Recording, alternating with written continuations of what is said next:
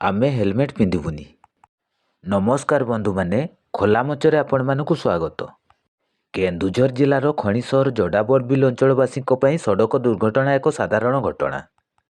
एठारे प्राय प्रतिदिन छोट बड़ दुर्घटना घटुथिबा बेले प्रति मास सड़क दुर्घटना एकाधिक प्राणहानि घटुथिबा जणा पड़िछि।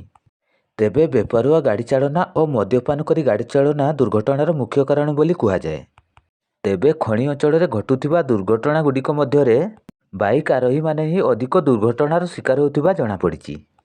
तेबे कौनसी स्थान रे दुर्घटना घटिले किंबा कोई मृत्युवरण कले स्थानीय प्रशासन और परिवहन विभाग उपरे समस्त अठा बळी दिया जाए। तेबे जोड़ाबड़बिल अंचल एबे मध्य अधिकांश लोक बाइक चलाइबा समय हेलमेट टीए मध्य व्यवहार करुनथिबा देखिबाकू मिले।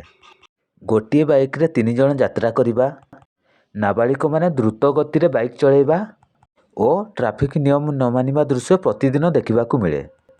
तेणु खणी अंचल रे बाइक दुर्घटना को एड़ेबा निमंते स्थानीय प्रशासन, परिवहन विभाग और जनसाधारण समस्ते सचेतन होगा आवश्यक।